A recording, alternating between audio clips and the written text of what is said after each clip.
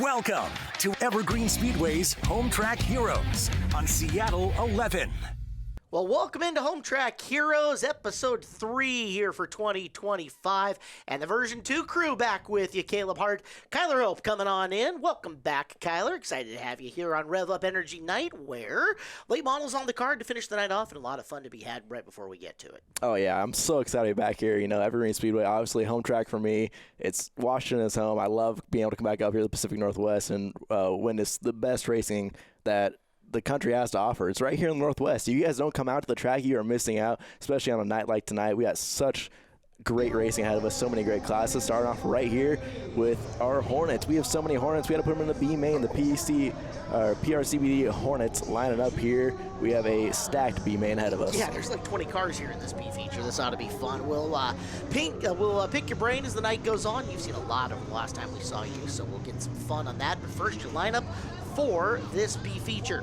It is Brandy Jones, the 016 Full Throttle Graphics sponsors Brandy, and Lucas Walker, the 29 out of Marysville, row number 1 for this Hornet meeting. Row 2, you'll find the 31 Lila Mashburn out of Marysville in the General Car Wash, number 31. Outside is the 29 of Clint McCowan out of Snohomish in the Complete Auto Repair Service LLC car. Devin Jenkins from Maltby, the 195 PNW Traffic Control in row 3, and next to him, Carly Gosselin, the 5 out of Sultan, sponsored by Ready National Pets Termite Eliminators. And the Heath Waterlines, number 74, that is Matt Finch out of Sultan. Is outside, you got the 39 of Andrew Zachary. Row behind them, Haley Wilkinson driving the 45, sponsored by Rep and Welding and Rail. And next to Haley, it'll be Luke Davis, the 131 out of Sultan.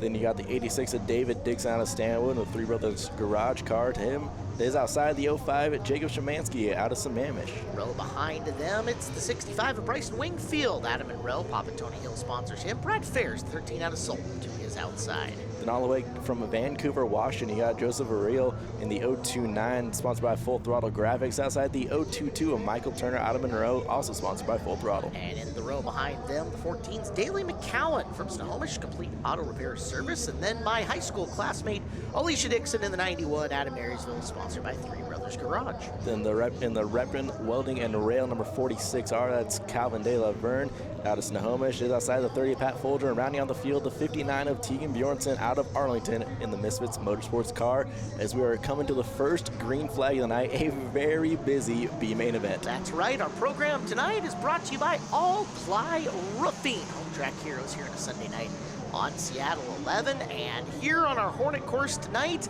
first time I believe we've seen it this year, Das Boot is what they're running. There is the quick right-hand hook, and then the sharp left-hand corner onto the back straightaway where our turn 3 and 4 go down. Your early leader, that's the 20W of Lucas Walker out of Marysville. So they'll be on the boot all night.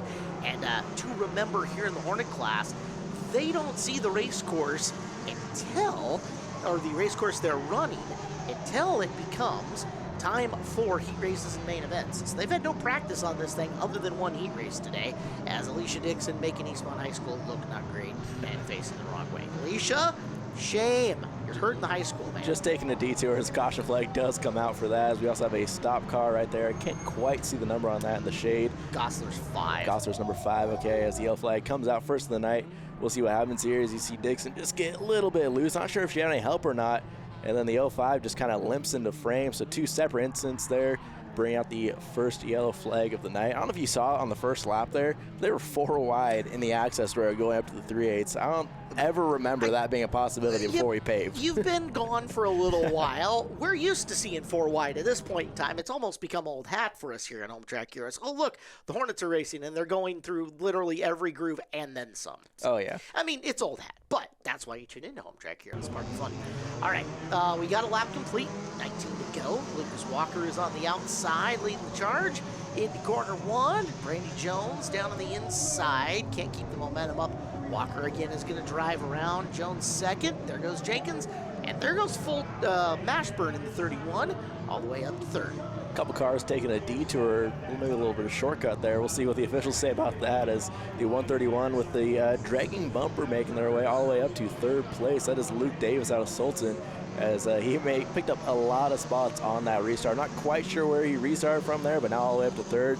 But we'll see what the officials have to say about him taking a little shortcut there. I think he did it more to avoid a incident, as he just kind of took the right-hander to avoid hitting the tire and causing a stack up there. So they might deem him okay for that. But it looks like he's going to give a spot there to the 029 car of Joseph Villarreal. And if I'm Villarreal, I'm seeing a target. It's like, ooh, I can run that bumper cover over. That would be fun, as we will see a yellow. And, well, not everybody's playing nice on the back straightaway. The 016 of Brandon Jones having a rough start.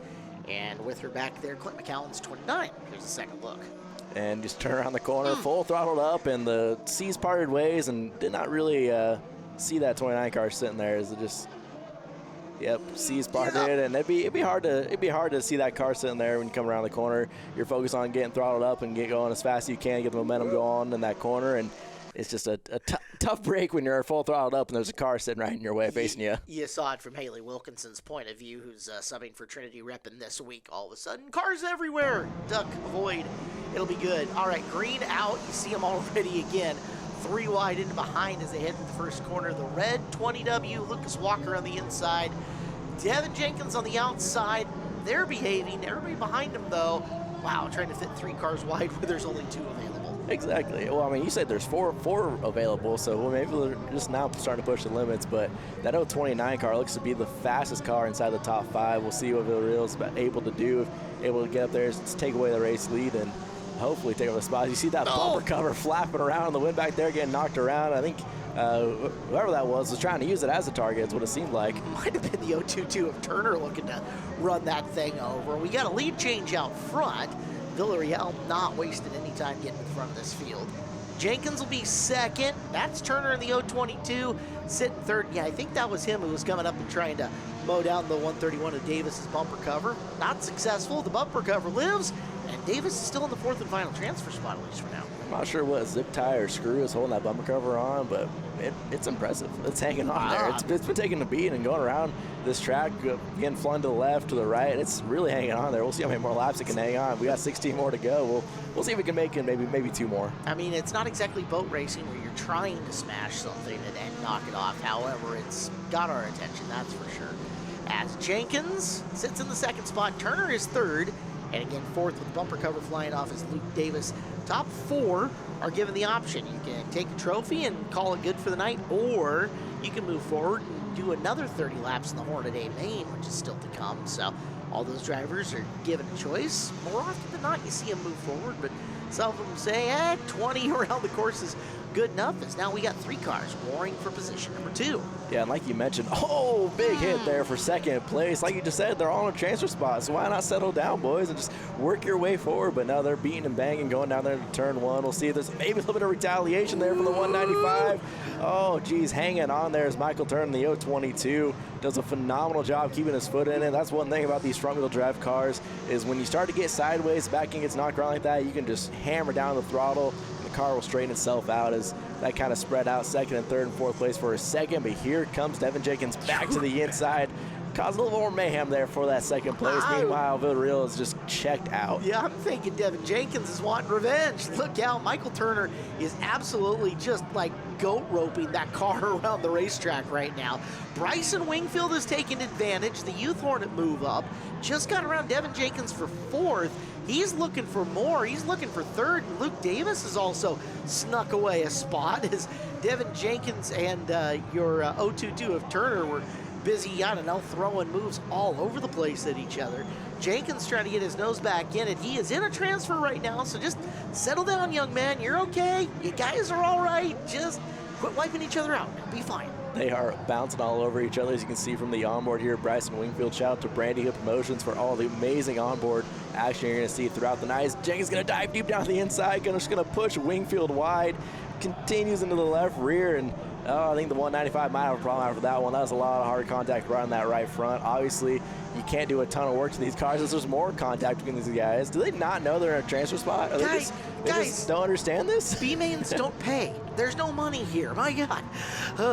Although, does it make sense to you that Jenkins is running for I'd Hit That Motorsports? Does that not, like... It adds up now. Okay, makes sense. Checking. Tegan Bjornsson started dead last, and in the 59 car has now worked his way up into a transfer. Well done, Tegan. Wingfield leaning, trying to get a spot back. It's Villarreal, Davis. Folger has also worked his way from almost the dead last spot of this field. So drivers at the back had a chance to at least get forward on this. We're only halfway.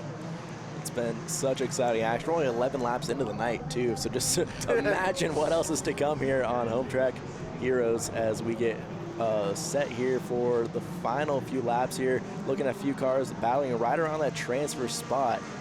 So we'll see what comes with it. The 13 into the picture as well now. Folger's 30 will be your 4th place car in this running order right now. So that's Wingfield trying to literally door slam his way in. And Brad Ferris in the 13 is 6th, needing to make up 2 spots. Outside groove, not the preferred line through the corner for Ferris as he'll drift back a bit. Bjornsson and Folger 3 and 4, as there's your race leader. Safest place in this racetrack is away from everybody. And that's what Villarreal's trying to do in the 029. As 2nd place now entering the picture like there-ish. So, yeah, he's got some pad. He's okay. Yeah, I'm not sure what happened to the 029 in his qualifying lap, but he obviously has a ton of speed, so might have just not been completely prepared for the boot, might have just messed up then, but definitely showing a ton of speed. It's going to be a lot of fun to watch if he chooses to come from the back. Hey, bumper cover. And hey, there it is. So it did not quite last the remaining 14 laps or however many it was when we talked about it first, but it is now sitting at the access road. So check back in with Joseph up front in the 029, putting a few more cars a lap down as he's just put on an absolute clinic. Drove through the field fairly quickly, was able to get up, take the race lead. That race lead is now going to be evaporated with a caution out with 6 laps to go. Oh, another car got tagged into that. So if I'm looking at numbers right here in this accident, our 2nd place car, that was the one who ended up getting into the 46R of De La Verne. So we'll see how the Evergreen Speedway officials choose to penalize this, choose to call it. Is De La Verne around, and Gosler gets into the 39 of Andrew Zachary. Fun from De La Verne's point of view. Oh, that's a gross feeling. Yeah. Sitting driver's side, oncoming traffic, scary, and then you see a car get spun around. It's not the ideal look that you want, especially when you're just trying to survive the end of a B main and desperately trying to get the car fired back up so you can roll away, get it in gear, and oh no, this car's coming at me sideways. This is bad. It's very, very bad. So here we go, a 6-lap restart here as they fan out going down to number 1. Hopefully the 029 of Joseph can just escape through this corner without getting tagged, as Bjornsson's going to go all sorts of sideways, going to take the detour up on the 3/8 as they continue to battle for that final transfer spot. Wingfield went 5th to 2nd for a second on that restart and has now drifted back to 4th as it's the 39 of Zachary who got spun in that event, who's now up into 3rd. This has been a wild B feature, and Wingfield's coming back. He is desperately wanting at least one more spot a pad, and he might need it too, because there's Ferris using the right rear corner panel to wedge his way into one spot and the right front fender to try to pick up another. I mean, is it 8 tires brake better or is it 12 tires brake better? Who knows at this point in time, as Ferris is, using everybody else's, like the bumpers down the bowling lane to keep the bowling thing in. That's the only way I ever scored 100. And if they had bumpers in racing, I'd be really good at it. Down into turn number 1. I saw you in the wall that one time. Ferris is 4th, looking for Wingfield in 3rd. Folger and Villarreal safe enough that they look like they'll have a transfer for now, but that battle for 3, 4, and 5, not quite done. There goes Ferris to the inside. He'll retake 3rd. And if we've seen a common theme in this race yet, if you're inside of a transfer position, it doesn't mean they're not going to drive easy. As there you see the door for the 65, and again, just driving it deep in there. All over the 13 of Brad Ferris is the 65 at Wingfield, as he's going to try to now hold on to that 3rd place, but I can't imagine Ferris is going to take that too lightly, getting doored like that going out in turn number 1. No, I mean, hey, who needs to use the brakes when you can use the door or the other car to stop you, right? That works out fine. Ferris muscling up, driving past Wingfield, and what's good for the goose is good for the gander, because they're going to go about side by side again here in a second. Yep. Could have seen that coming. As Wingfield into the back of Ferris. Guys, you got 2 laps to go. Don't clean each other out. I promise, it's not worth it. To the white we go. Villarreal looking safe, but everybody else driving a little crazy. Yeah, Pat Folger has now been caught by your 3rd and 4th place drivers, which makes it in a very not safe spot. As I say that, here comes Brad Ferris in. Oh, geez. We need to make sure at the next driver's meeting for these guys that they know the top 4 transfer and that they don't need to be doing this. Oh, Wakefield gets heavy into the 13 of Brad Ferris for third place. And we'll see what happens coming here to the start-finish line. The 029, Joseph Villarreal is your race winner. Here comes Folger. Survives! And looks like Wingfield is going to take third from Ferris. Wow. Ferris nearly wipes out on the wall coming to the checkered flag. All right, we're off to a rip-roaring start. More fantastic action coming up next. Home Track Heroes in Seattle 11.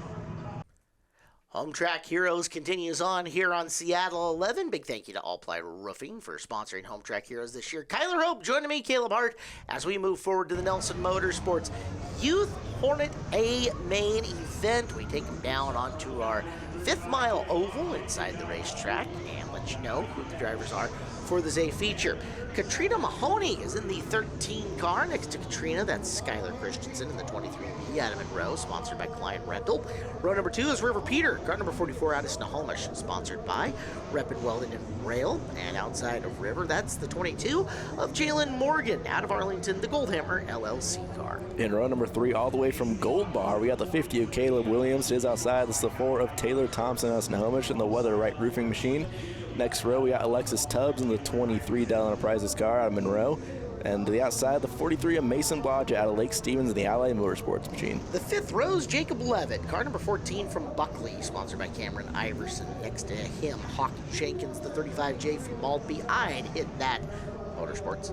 Row behind them, Kylie Ann Surian, the 67X out of Snohomish, sponsored by James Peak Honest Transmission.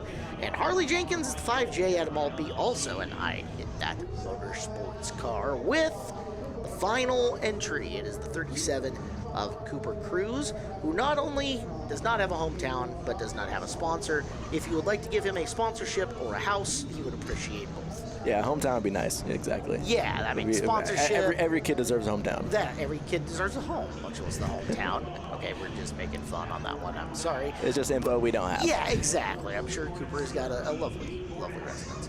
So it is a big field comparatively, 13 on the 5th mile. We usually don't start more than 8 to 10 of the Youth Hornets, depending on what the class looks like, how they're handling, how they're driving, etc. So it's a big field comparatively, and they're going to get a handful of laps going around on the 5th mile. Should exactly. be a good time. Yeah, like you said, on the 1/5 mile, one of the many different tracks we'll see is the green flag is out now. Big jump there from 23 of Skylar Christensen, trying to take over the top spot. Looks like he'll do so as they are 3-4 wide, beating and banging all around behind, but is able to continue on to the front and it looks like going to lead lap number 1. Like you said, on the 1/5 mile, a lot of different track layouts we're going to see here. That's one thing I love about coming back to Evergreen Speedways. There's tons of different courses. You never know what the next classes are going to roll out on. We got the 3/8 in action tonight. We got the figure 8.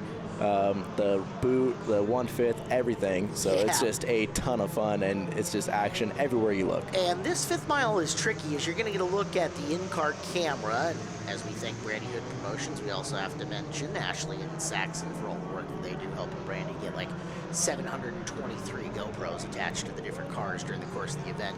This 5th mile is tricky, Kyler. You have been, not necessarily on this racetrack, but you've driven elements of it enough. It is flat and tight and really prioritizes the handling of these Hornet cars as opposed to power. Exactly, yeah, it's a great learning course for these drivers because there's not a whole lot of track for them to lean on, and it's very just, hey, get down there, get the car under control, get it settled, you know, because it's really easy to slide it in there with too much power and have the rear end kind of slide out and make it very uncomfortable. So it really promotes real smooth driving, a really clean line, and it's a great learning grounds for these drivers. As the yellow flag does come out, looks like we got a few cars kind of stacked up, possibly hooked together back down the backstretch as they get free. This is the 13 and the 22. That's Jalen Morgan in the 22 cars. We'll see way off to your right. They just all start to stack up and get sideways, and one car goes around, and it's just an accordion effect down there off turn number 2. It's mass chaos. It's like cats and dogs living together. It's no good. From Surian's viewpoint, oh yeah, and that's one of those things on the 22 of Morgan, and part of the reason it's Youth Hornet racing, you gotta kind of have that feel and that learn of where somebody's going to be at what time, and dangerous move for the 22 to make there, and ended up costing Jalen Yeah, and they ended up going 3 wide there, coming off turn number 2. So 3 wide for the Youth Hornet drivers. They're definitely not going to be used to that. They're trying to figure out what it's like having just a single car line and trying to turn consistent laps. And then all of a sudden you got 2 cars that are inside where you think you had enough room beforehand, and now all of a sudden you're getting shoved away up the track. So it's just part of that learning experience here. And on the 1/5 mile, it's a lot lower speeds, and you're able to kind of make those mistakes without being too costly. So Skylar Christensen will restart in the lead, and he will jump out of line quickly, allowing Hawk Jenkins to move to the front. Alexis Tubbs in the 23 into second place. This division's made up of 12 to 14-year-olds, so you think about it, unless they've been inside like a Bandolero or maybe a Legend at this point in time, they've never driven a car, period, and they've never driven a race car that has had enclosure and doors around them and full 5-point seat belts in some instances, depending on what standpoint they came from, right? So it's a new experience, strapped in, closed up, as you saw the 4-car of Taylor Thompson around to cause caution. So there's a lot going on that they're having to adjust to on the fly. Exactly. Like you mentioned, like Bandoleros and Legends, those are also a lot smaller vehicles, and so it's definitely a little bit easier for them to handle that. So we'll see here as we get restarts. As a big break for Skylar Christensen, was able to retake over the race lead from that caution. Gets a lot better start here, but still here comes a 35 to the inside. Hawk Jenkins going to take over the race lead once again. Much less in this fact that these are automobiles. If they're running a manual transmission, if they came from, like, say, quarter midgets, they've never done anything with a clutch before. Shifting's hard. Oh, yeah. If you watched the cars through this past weekend, you saw that firsthand. Yeah, Keelan Harvick, right? There's a lot of them. Okay, there's a lot of them. Just Keelan. I was going to say, somebody was there and saw that whole thing. I think he just spun the tires more than anything else, too. But that's a conversation for another day, as we still got the Youth Hornets here on the 1/5 mile. And what I love about the 1/5 track, like I was talking about earlier, is it's very flat. And so it's very, very easy for these guys to learn how to handle cars at lower speeds and figure out their cars. Well, as you take a look, we are in the Nelson Motorsports Youth Hornet A main event. Nelson Motorsports in Snohomish offers a full-service sales and repair shop. Great prices on ATVs, quads, karts, and bikes. Make Nelson Motorsports your one-stop center for motorized vehicles for fun. As they cruise in around, Tubbs keeping Blodgett at bay right now. Blodgett new to the division this year. Tubbs, year number 2, and a feature winner last year, running second on this field to Hawk Jenkins. Blodgett starting to get her figured out here in the Hornet, and you can see these, they're race cars, but they're more so cars you race. There's not a whole lot you can do with them in terms of the rules as far as altering suspension, putting performance parts on them. You kind of roll the car out, you run what you got, and say, learn to drive it, kid. Exactly, yeah. It's a very affordable class, and it's the same kind of car that you could take up to the Hornets, especially if these drivers want to continue up in their career. So once they turn 13 or 14 or 15, 16 years old, they can take these cars and move them up and continue racing a car they're already familiar with, just at a bigger scale on bigger tracks with a lot higher competitors and people of all ages at that point. So it's a very, very great way to get these drivers started out in racing and start building up a career at an affordable level. You know, it's a car they can carry with them for a lot of years and for all the years if they want to stay in Hornets forever. I mean, it's a very fun, affordable class, and I mean, you can ask any Hornet driver out there, they're having the time of their lives out there. To that extent as well, as these drivers choose to move up divisions, it's a ready-made adult Hornet for you to go, but a lot of these cars are hand-me-downs. They're something that someone has driven before when they go to move up and build a mini stock per se. Sometimes it's been jump into a late model. We've seen that jump from a Haley Constance before, etc. So Blodgett getting to the inside of Tubbs, making the pass. Now Surian downstairs. They'll go side by side. Kylie and Surian has moved to third, but Tubbs trying to make the outside groove handle. Will seat the position as they come in and have to deal with some lap traffic. And I noticed the 35 car Hawk Jenkins is way out of the shot. Got a huge lead right there as we continue to watch this battle for second. That is a lap car right in front of them. So we'll see what they're able to do here. It looks like the 13 is going to move a little bit up out of the way as they go 3 wide here, as Kylie Ansterian is going to take over the second spot and leave the 23 and 43. Alex Tubbs and Blodgett, the 43 car, to keep battling for that third spot. Yeah, and he got caught there as Katrina Mahoney was getting lapped. Tubbs sharp enough, and that's a little bit of the experience showing to use Mahoney as a pick when applicable there to retake that final podium position. Down to 4 to go now. You got to deal with being passed, so you got to get your head back right and then get your rhythm back in the race car again if you're Blodgett, because he did run down and pass Tubbs before lap traffic became a factor. Yeah, there's just a quick look at your race leader. You see how far of a lead Hawk Jenkins has on a 35J machine. About a little over half straightaway, I'd say, over your second place Kylie and Stereo, and dealing with some heavy lap traffic. And the farther he gets in this race, the faster the lap car is going to be. Going to make it a little bit hotter, so we might start to see that 67X sneak into the picture here, as still just trying to take care of that lap car there. If we look back at the 23 Alexis Tubbs in your third place position, able to open up that gap over Blodgett. So first, second, third, and fourth have all kind of stretched out from each other as we come down, looking like the white flag this time by. One more time around for Hawk Jenkins. There's Surian all by herself, just enough in position number 2.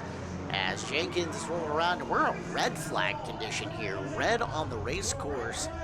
And that is for the 44 of River Peter. Young lady racer in the front end of that car is all kinds of munched.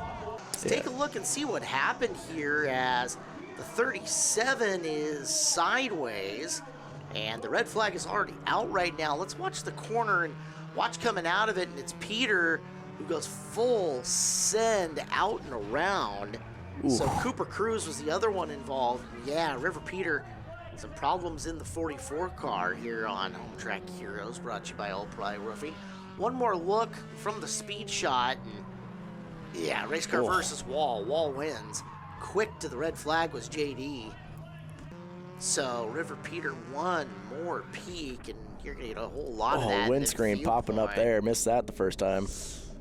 Yeah, and that's tough. It looks like there might have been possibly a mechanical issue, the way that the car carried so much speed into that corner down the backstretch. Almost maybe like the throttle could have stuck or the brakes weren't working, one of the two. So that is a tough hit for a Youth Hornet. Initial thought I would think would be throttle got hung up, but good to know that our officials took care of things. Everybody is all cleaned up and went away, and we wish the best for River, as we're going to get a two-lap shootout here, green-white checkered style for the win. And Hawk Jenkins now has to deal with cars in behind him that are fast. We'll see what happens. Yeah, great restart there from second place Kylie Ansterian. And we, like I mentioned before, that red flag came out, I thought she was already hunting down that 35. So we'll see what the 67 has here.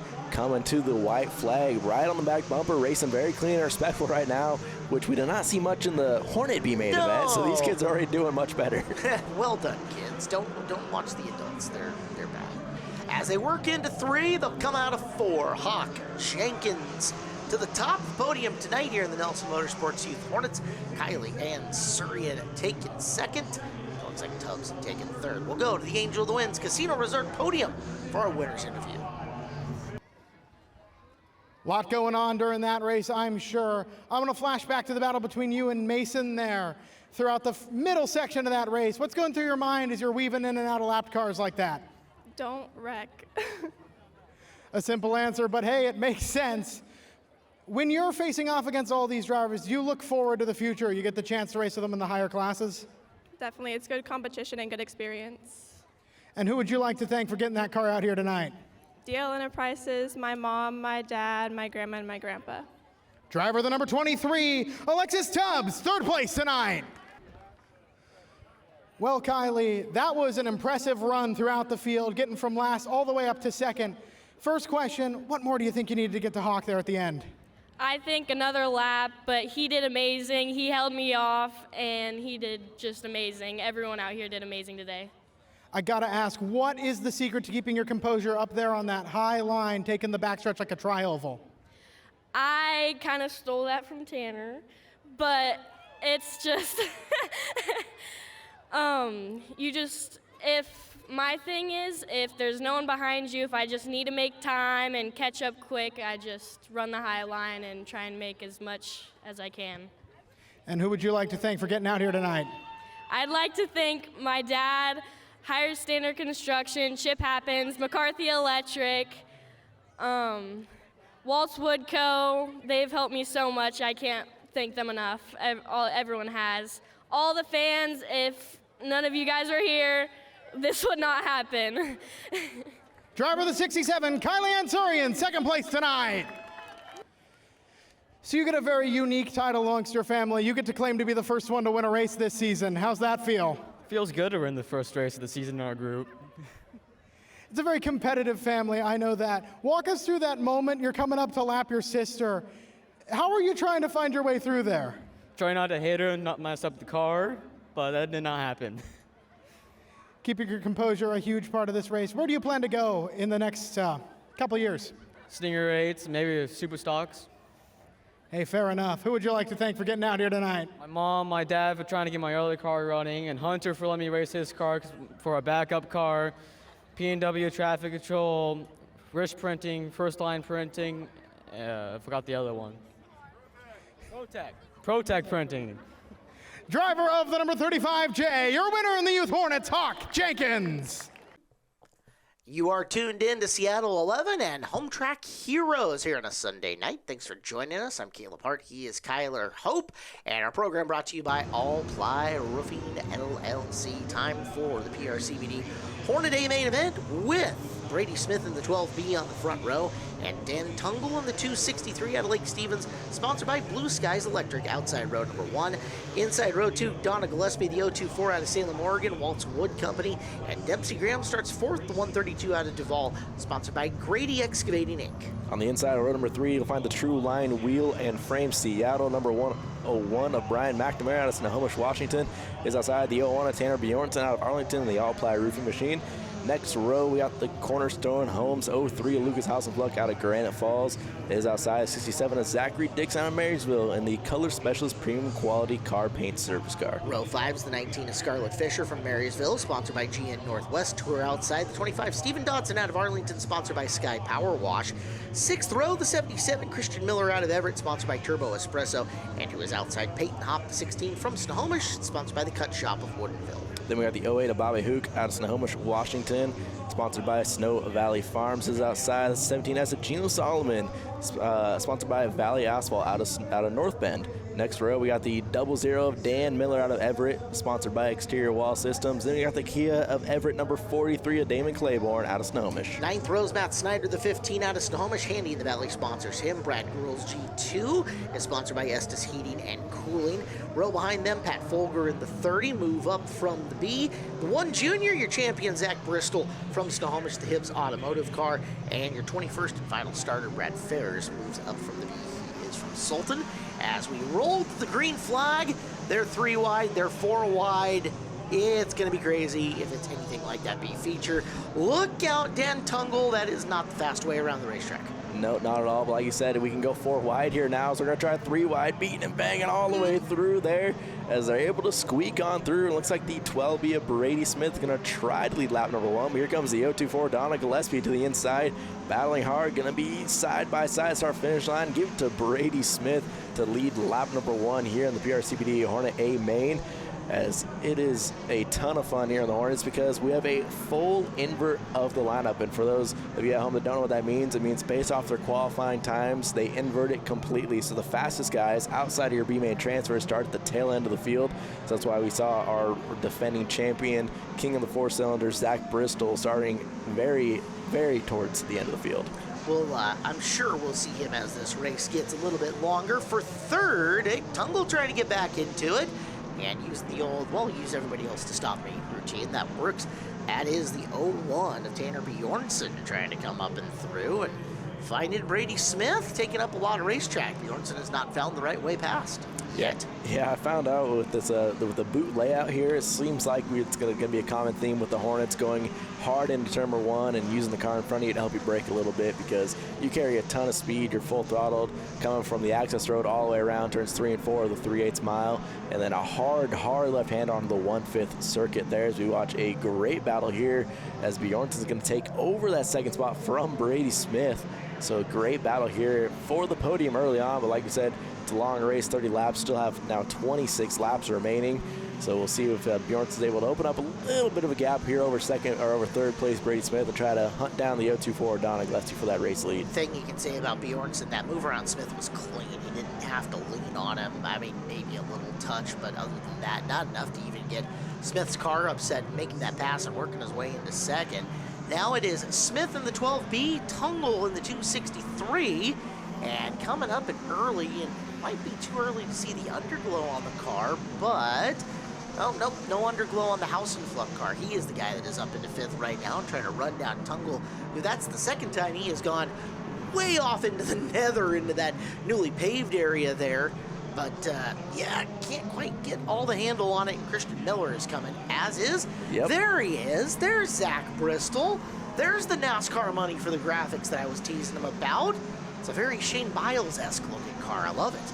Yeah, that little front bumper that's painted pink, that is your defending champion, Zach Bristol. We're going to go a little quad box action here. Thank you again to Branding Promotions. We're going to be mentioning her all night. Does a phenomenal job getting all these onboard footage to us and to the drivers. It's a huge help to them. We know that they love it. As you got Dan Tungle up on the top right, Lucas Austin Fluck down the bottom right, and Brian McNamara in the bottom left with your up top cameras to your top left. So you got all the views you could ever ask for right here on Home Track Heroes. If you were watching the House and Flux screen, that was the 43 of Damon Claiborne. He's got all the neon on his car driving through, and you can see from that point of view the various different ways that people are choosing to attack the boot. Some of them are slowing down, pinching both of the corners.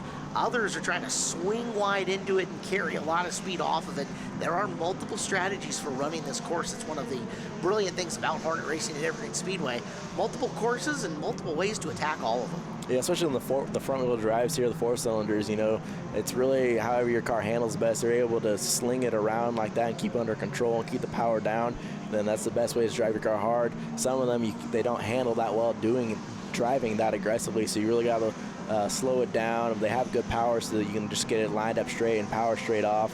It's really just up to how the car fits with the driver and how the driver fits with the car is how you see these different lines be done. To that point, you'll see drivers year in and year out, even though they'll have success in certain cars, build a new one that's a different make and model just because they want to try something different, see how it adjusts, see how it handles to the way that they want the car to go. So in the case of Christian Miller, it's a very similar car year in and year out. You're watching the driver of the 77 run third right now here in the PRCBD Hornets. Swing by PRCBD in Arlington for all your CBD questions and needs. For people, pets, and more, go to prcbd.com and use the promo code RACE. As you see Christian Miller there in the 77 take over that second spot from Tanner Bjornson. Still Donna Gillespie out front leading the first 11 laps here in the 024 machine. So great start to her race here. We'll see if she's able to stick far enough out front. Last thing she'll see is the yellow flag come out, as it's a now tough battle for that final podium spot there for the young Tanner Bjornson, trying to hold off the defending champion of Zach Bristol. A lot of smoke there from the 77 machine. Yeah, caught that. Smoking Christian Miller. I wonder what that is. We'll keep an eye on that, as it was big smoke coming off of what is corner 4 in our 3/8. Now Bristol weaving his way through, and you can see the speed in which he gets in through the corner, and that's in a really smooth line. Probably a preferred line for him. He got in the middle of that first right hand and was managing to keep his speed all the way through the left hand as he took the spot away. Now Damon Claiborne on the hunt, working the inside of Bjornson into this first left-hander. Yeah, a lot of these veterans here in the Hornets or the Stingers division, even with Claiborne, they're showing the rookie right here how to get it done. Tanner Bjornson's still not quite a rookie, but he's still in the younger generation of racing here. He's been able to show great experience. He came up from our Youth Hornets a few years back to now running the Hornets full time, and he's doing a phenomenal job here, battling up inside the top 5 with, like I said, some of the veterans that have been around for a long time. As we see new race leader up front, 77 Christian Miller. Yeah, watched it in the in-car camera as the 77 of Miller jets out into the front of the field. Gillespie losing ground to Miller and under fire in behind her as Bristol and the rest of the pack quickly reeled in Donna, and she's going to shuffle back to third coming off the turn as Bristol makes the pass, and now up into the second spot as your defending track champion. Yeah, it'll be interesting to see here what Christian Miller's able to do. If they're even to catch lap traffic, that's going to become a factor. Still looks like we're quite a few laps away from that, as we're just past halfway, as we have Christian Miller and Zach Bristol. Both started pretty deep in the field, now leading this race 1-2 with Donna Gillespie hanging on to third place still. Want to point out a small, and it is a small, but a noted advantage that I think I just caught on the Miller and the Bristol cars. As you watch the bodywork of those two cars, especially coming off of turn number 4, everything looks kind of flat and smooth. That means they've got their aero correct. That air is just kind of rolling over the bodywork, rolling over the windshield, providing correct downforce in it. Damon Claiborne's hood is flexing a little bit, and you can almost see it's coming just a little off the hinges. That means air is getting up and underneath the hood and getting trapped under there. That causes turbulence and makes the car not handle as well. So if we get another look, and there's Claiborne, we're gonna see here, watch the left-hand screen as he comes off of 4, and you're gonna see that hood start to almost look like it bubbles a little bit. Right there-ish as he gets into the turn, and we didn't get all of it, but there you can see at the back of it. And then as he gets to the end of the straightaway, that air escapes from underneath the hood. As it escapes, the car gets less turbulent and settles down, but he has to deal with all of that coming down the straightaway. So it's an advantage right now that Bristol and Miller are enjoying, and it's something that Claiborne's having to fight, and it might be something that he needs to go back to the drawing board during the week and look to fix up. That way he can get a little bit better car handling.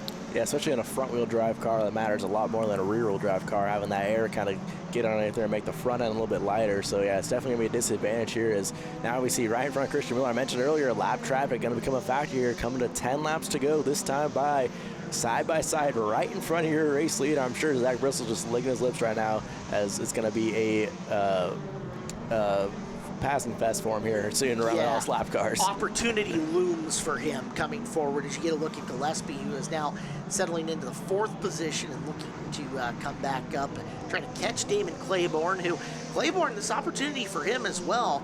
If Miller and Bristol get tangling in slower traffic, he could make up a lot of ground in a big hurry. Miller stretched high along the outside. He will close down and continue his move forward as he's getting underneath Folger and Fairs. So 2 lap cars in between Miller and Bristol, and more potentially coming. Miller cannot hesitate amongst these slower cars. If he does, Bristol's going to be right there. Exactly, yeah, as you see him almost door banging there with the lap car, and now they're still side by side right in front of him going down into turn number 1. See what he's able to do. You still see that smoke popping out of the 77. Obviously, he's not hurting the performance of that car, but look at that, the one JR, Zach Bristol right up behind the 77 now. This is the closest they've been, still about 7 lap cars in front of them to go as they have about a little 3-car pack right here. Hopefully they can get by quickly here, going down and towards turn number 1 again. Miller's had to drift out of the preferred racing line a couple of times, but he's never broken stride as far as his throttle goes. He's never had to way slow up to get around the traffic, and that is huge for keeping pace here. As once again you see Tungle going off into the Never Never. There goes Bristol. He's going to try to get by Tungle and make the quick run around the 132. That's well done by Zach Bristol and keeping pace with Christian Miller. Only 6 laps to go, but no lap cars in between 1 and 2 at this stage of the race. Yeah, Zach Bristol probably didn't quite make up as much time as he wanted to during those lap cars. Man, they passed 8 or 9 lap cars during those few laps there as we're coming up just over 5 laps to go now as Zach Bristol is starting to close the gap a little bit harder. You can see he's pushing just a little bit harder, but again, still I don't think quite the ground he wanted to make up those last few laps with all the lap traffic helping him out. For Miller, the next group of lap traffic is single file at the moment. That may work out to the leader's advantage. Here in clean air with no traffic, you can see Bristol narrowing the gap down to about 3 car lengths now as they start the right hand and the left hand, and the smoke continues to billow out of the Turbo Espresso 77. Up on the back of lap traffic comes Christian Miller. Zach Bristol looking for his opportunity to pounce as they get into 1, and Miller has to dive bomb the brakes a little bit. Bristol narrows even more as they get around Solomon. Yeah, and that's Gino Solomon, like you said, right there in the 17S. I believe he was the 5th fastest qualifier, so definitely no slouch. They're putting a lap down. These are very fast cars, so it's going to be even harder to try to put them a lap down as we come into 3 to go. This time by Christian Miller was very cautious about getting around him, but still was able to do it fairly quickly right here. But that gap is now, you can see, very, very close, about maybe a 1/4 car length in that corner right there. Bristol opened up his entry a little bit. Hard to do with the car on your outside, but he got it drifted just enough to cut that corner down and have a peak underneath the 77 of Miller.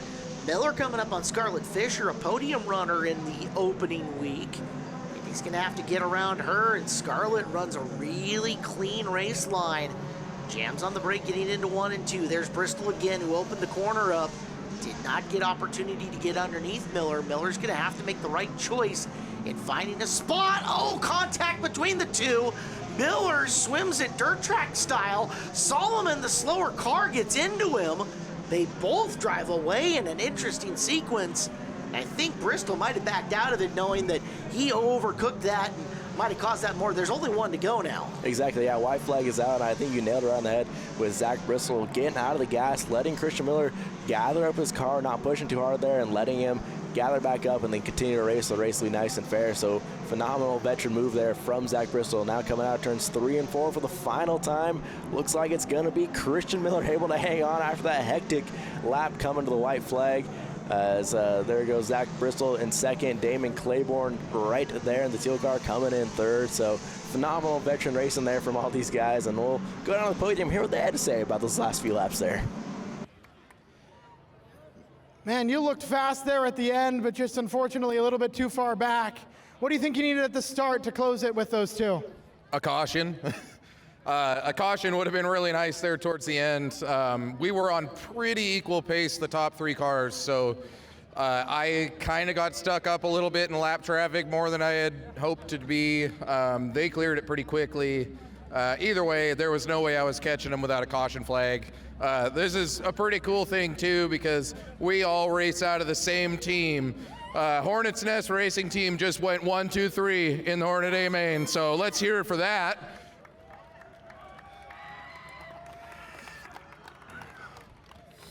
The boot has this first real difficult corner over here. You're a Stinger 8 driver. It may be the opposite direction, but is there any sort of applicable skill going into that corner?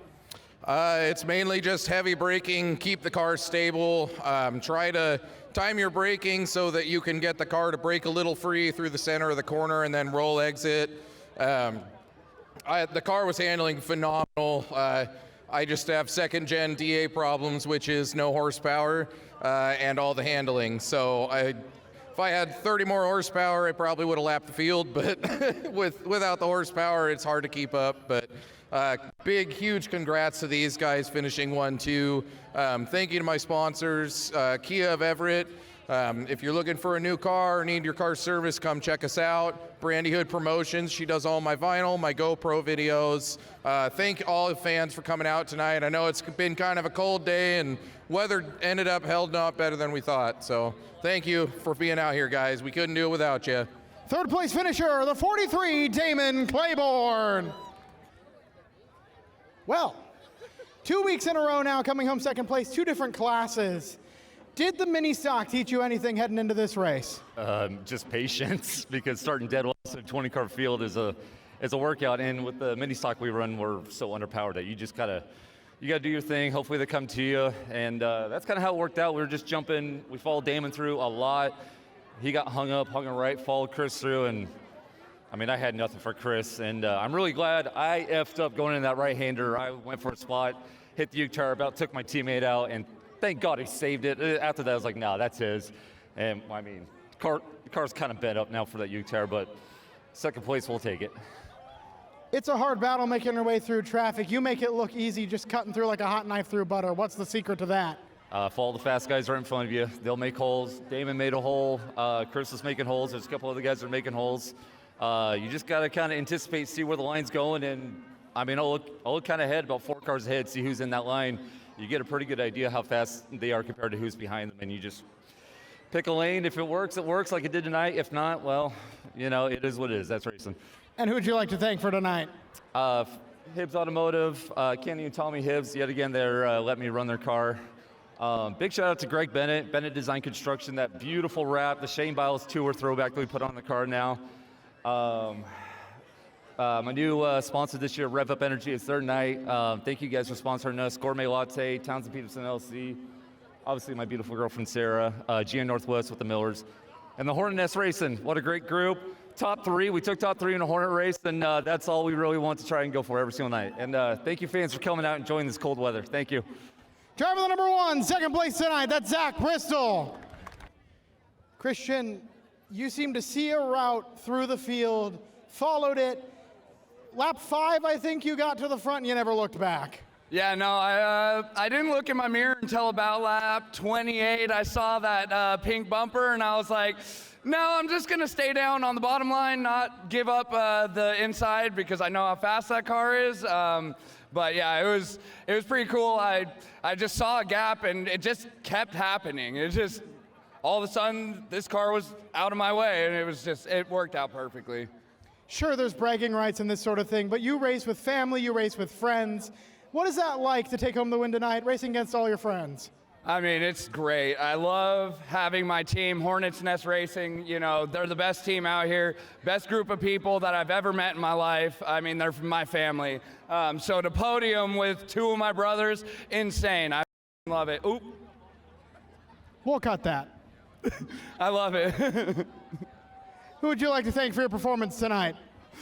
I'd like to thank Turbo Espresso, Exterior Wall Systems, Rick's Mobile AC, Hornets and Youth Racing, Dodson Motorsports, Kenny Shoe Car, Bob Shoe Car, the whole Shoe Car family, B&R Drywall, all the fans. Thank you guys so much for coming out here. I love you all just as much as I love my race team. Driver the 77, Christian Miller, wins tonight. It's been a fun Home Track Heroes so far here on Seattle 11. Big thank you to All Ply Roofing for bringing us the show. Kyler Hope and Caleb Hart as we move into the 8-cylinder fun. It is time for the Tire Pros Street Stocks and their 30-lapper around the 3/8 oval. It is Marty Sokolsky out of Woodinville, the Matthews Lumber number 89, who sits on the pole. To his outside, Jackson Beckel out of Lake Stevens. Tire Pros of Arlington sponsors the 18J. Austin Camp, the 69 out of Monroe, sponsored by Phillips Law Firm. And Steve Potasic, opening week winner out of Kirkland in the Lang Automotive 06, make up the first 4 spots. Starting 5th in the Leffler Tree Service number 8, that is Jerry Helm out of Whidbey Island, is outside all the way down from Canada. That's Stuart Harding in the 39, Harding Forklift Services Machine. Next row, we got Kenny Erickson in the 22 out of Tulalip, sponsored by Central Welding. His outside Fireball, Jim Fody in the 85 out of Edmonds, sponsored by Trademark RCS. And rounding out the field in the Grumpy's Field Service number 13, that is Brian Thornborough out of Arlington, as we get set for a quad box start. How about that?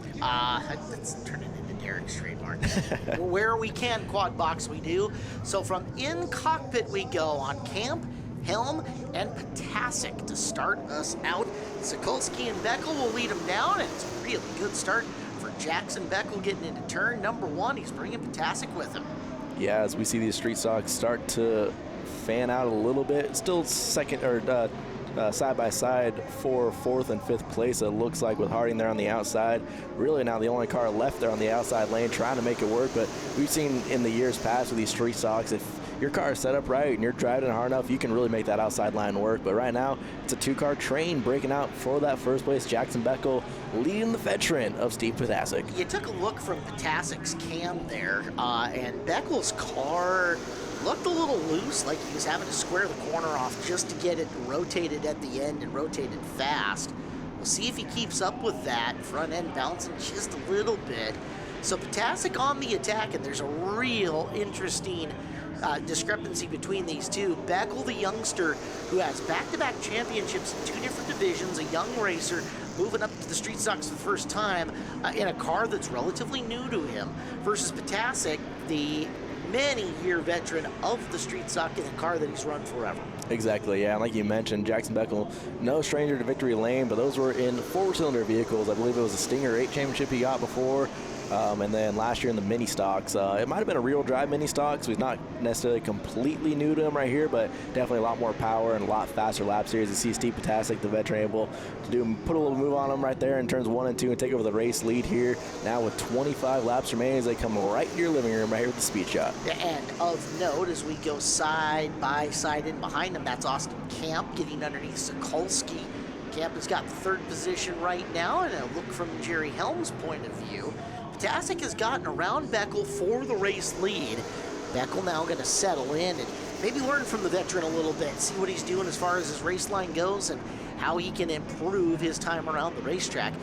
Beckel has had a wild day, I understand. There has been mechanical gremlins that they have worked on this car for the entirety of the afternoon, to where the crew chief actually left the racetrack at one point in time to go off-site. He went to my boss's house to grab a part to put back on the car to just barely get onto the car and in time to get out onto the surface. So it has been one of those kind of days for Beckel. He may be doing this without actually having his people getting a whole lot of time dialing the car in. It might just be one of those, cool, we got her on the track, now what?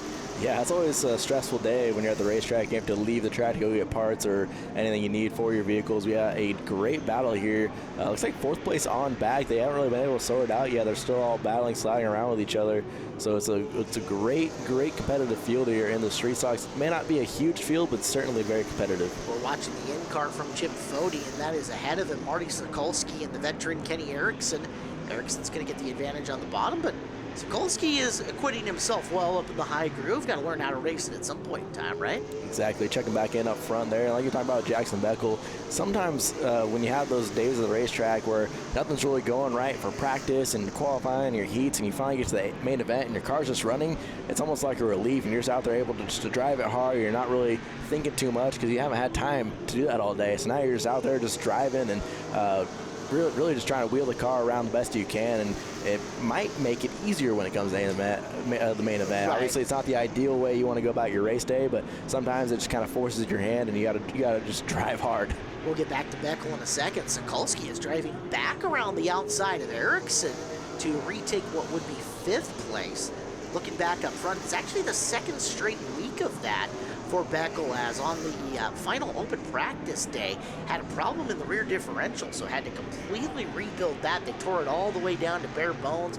I believe new axles in it, checked bearings and all of that. Got her together on time, and then ended up just having to work and dial that in on opening day, to which he had a very successful opening day that ended up with him in the wall. So had to rebuild the car once again, and got her out here, and today it's well, yeah, then again, a chase of mechanical gremlins, but they got it all worked out. The 18's fast. Tasic's not pulling away from it. Yeah, I think if Tasic's not just riding around, I think Jackson's able to fall in behind the veteran, like you said, really learn about his line, kind of see how hard in the corner he's driving in, where he's lifting off, where he's picking the throttle back up. And as a young driver, that's one of the best things you can do is go out there and follow a veteran of the sport and really start to learn there. You continue to watch here, 1st and 2nd place. Beckel's almost closing the gap a little bit as we're going to flash back to this battle. It looks like Sokolsky's just not able to get off that outside line, as he finally is going to fall in behind Jim Fode there in the 85. As that 89 car is just so sharp looking. I believe it's an old Dave Lund car, then Jake Grant car, and now it's found new hands and it's back out here at the racetrack. So it's awesome to see that Monte Carlo style body back out here at the racetrack here, mixing up with all these more Camaro-style bodies that you kind of see that are very common street stocks nowadays. It's old school, and I love it. Very cool-looking race car, and Sokolsky, we have seen plenty of guys, you and I, Kyler, make this middle to outside groove work in the street stocks in particular between Mark Hubbard and Jesse Jensen. A lot of race wins and championships in that group, and they did it primarily passing guys around the long way. Exactly, yeah. I mean, you can go back to the archives of Evergreen Speedway's YouTube page and find old episodes of Home Track Heroes where street stocks were in action, and like you said, Mark Hubbard, Jesse Jensen, two of the best at running that middle to upper groove, and they had a lot of spirited battles here with Steve Potasic here, so you'll be able to go back and watch those. Gene and Jeff Watson as well. They were two guys that were very good at running that little bit higher line and carry the momentum around. Not sure why the street stocks are the best class for that middle to high line, it seems like, but it just feels like that this class is the most racy when it comes to having that higher line available, especially in the wet weather. These cars are a really good combination of, I want to say, like the rules package is just complex enough. You put just the right amount of performance pieces in it to make it hard to drive, but not impossible. Right? So those guys who truly have a skill for getting around that middle groove can show it out. It's a very balanced class in that regard.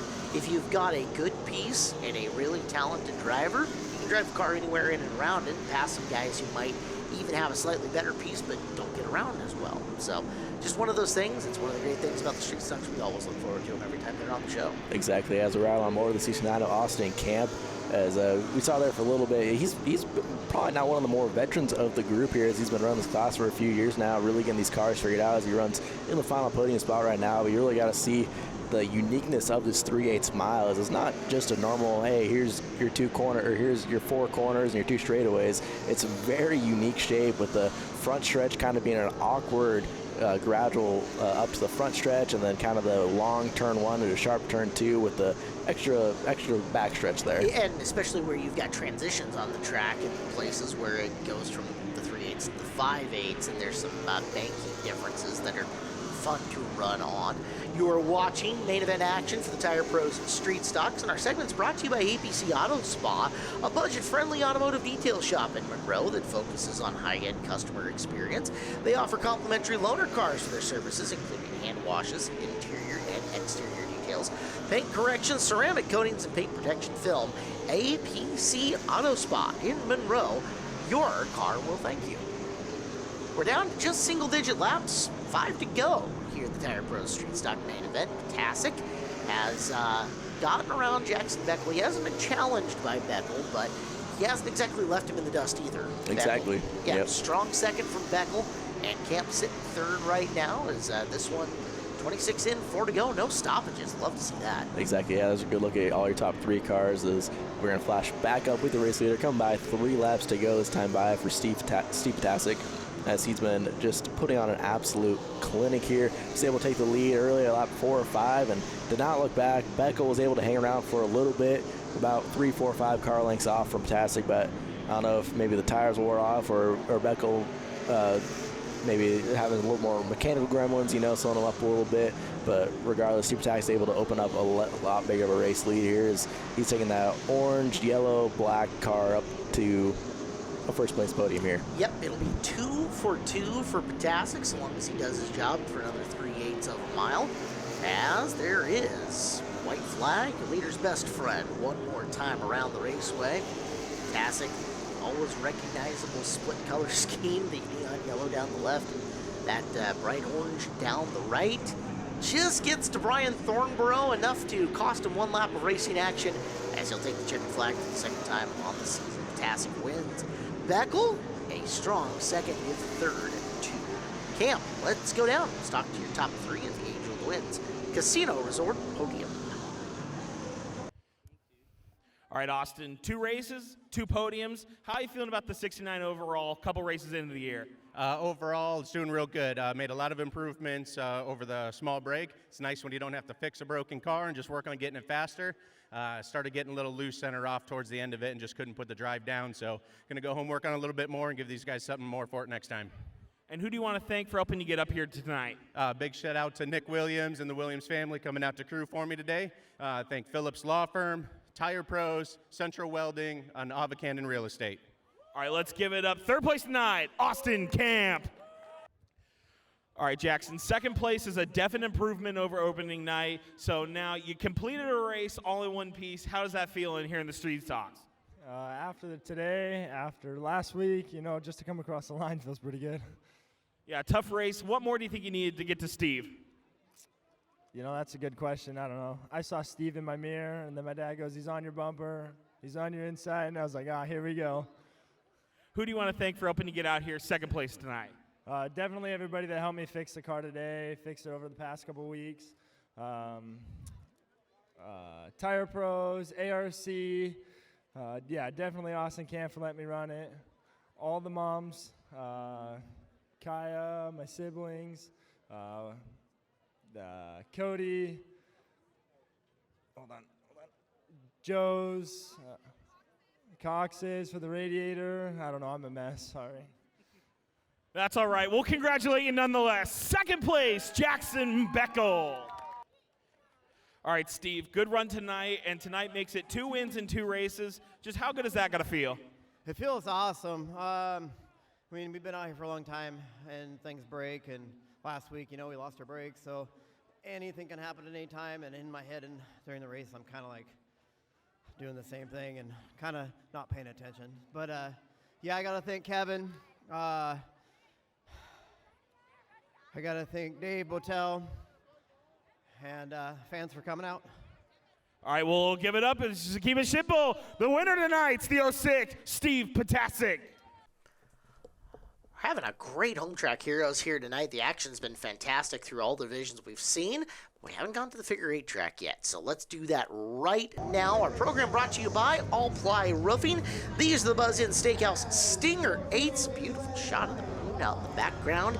and it is in its most rounded and complete state, so this could be fun. Yeah, usually that's not a good sign for racing. No, could be very bad. Devin Jenkins, PNW Traffic Control, sits in the first spot. Adam Maltby in the 195. Kylie Hansuria in the 67X out of Snohomish. And the Walton Wood Company is next to him. Andrew Reinders, the 40 out of Uncle Teal. Mom, Dad, Aunt, and Uncle sponsor him. And the 151, Cody Weldon out of Arlington, sponsored by All Ply Roofing. Starting fifth, you got the 46, Alonso Grain out of Marysville, sponsored by Reppin Welding and Rail.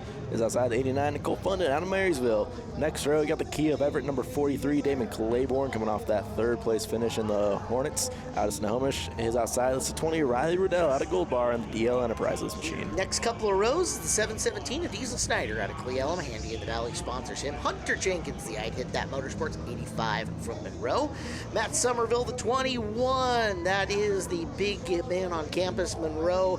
Hometown Airport Welding and Muffled sponsored. Peyton Hopp, the 16 out of Snohomish, sponsored by the Cut Shop of Woodinville. Next row, you got the 59 Team Bjornson out of Arlington, sponsored by Newell Corporation. Is outside the 10, Cody Hoops out of Marysville, sponsored by JBR. Final row, we got Gary Reardon in the 15R as we get ready for some figure 8 action. First time here on the world's most dangerous intersection of the night. And it's the only race here on the night. Taking a look at it, the 40 of Reinder's not in his original starting spot. I don't see him out there on the track at the moment. So we are ready to go. Green flag is out. And look at all the neon. Holy neon.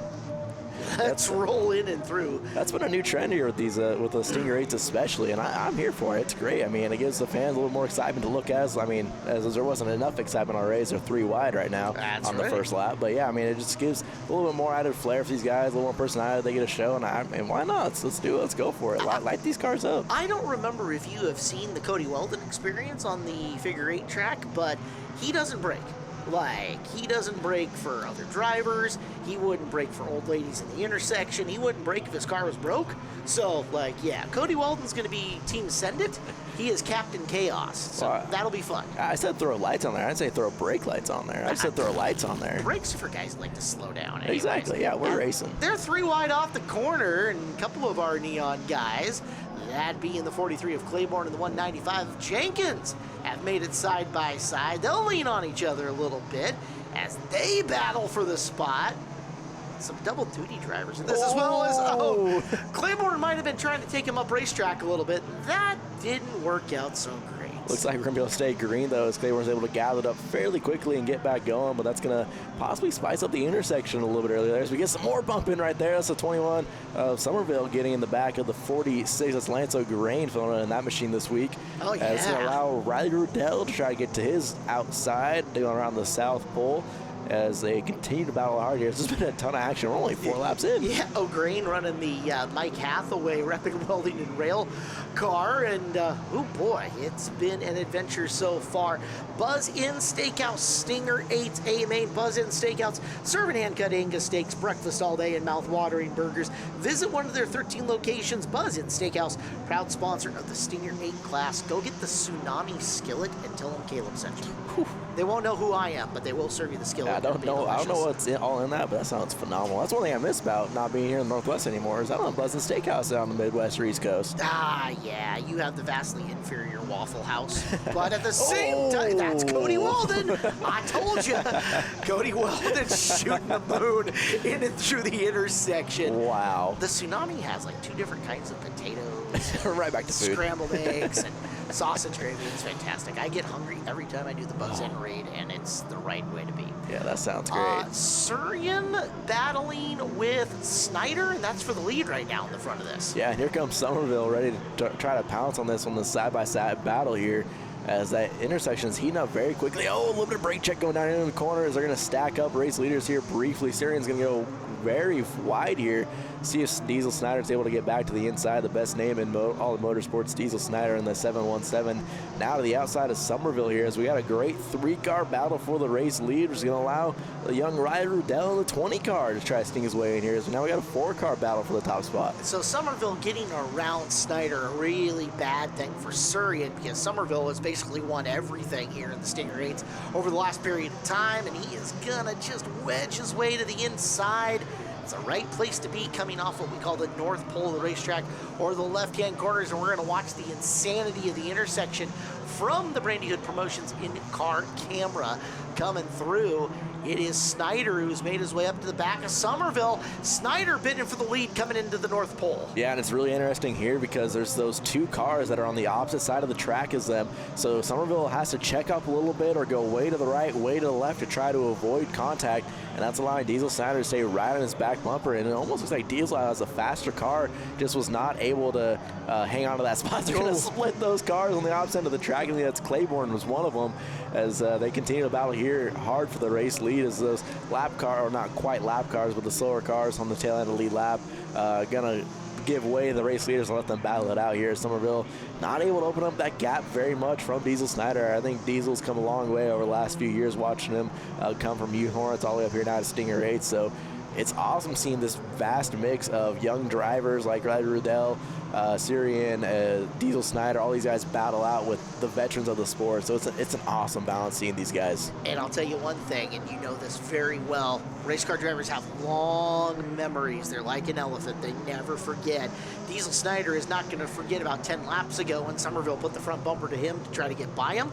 And see is starting that little love tap getting into the corner with Matt. He has tapped him a few times. He'll probably tap him a few more, much less root him out of the way if he gets opportunity.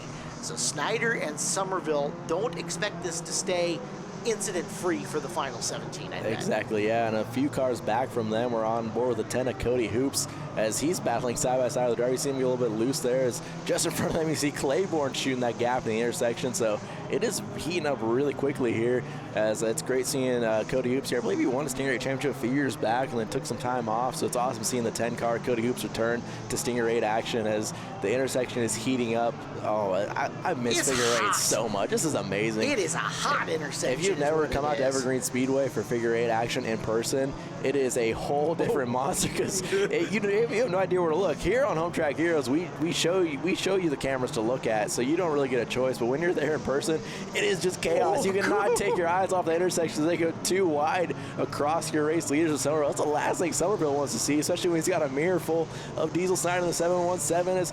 Snyder has to slam on the brakes and go. He makes another right turn around the South Pole to avoid contact. Oh no, and that's gonna break up the great run the young Diesel Snyder had trying to hunt down Matt Somerville. Captain Chaos, he's our hero. We'll see how far back that puts the 717 of Diesel Snyder. Looks like both Riley Riddell and Kylie Surian were able to get by him with that little extra lap he had to do there, but now 21 Somerville hard on the back bumper. I think that's one of the Jenkins right there, as the intersection's not at all quite clear yet. Those are both Jenkins. Both Jenkins, yeah. Devin and Hunter. Hoops nearly pulled off the race win on week number 1 and got by Damon Claiborne thanks to an advantageous throwing of the yellow flag right as Claiborne had snuck by him. Here comes Snyder trying to work his way back.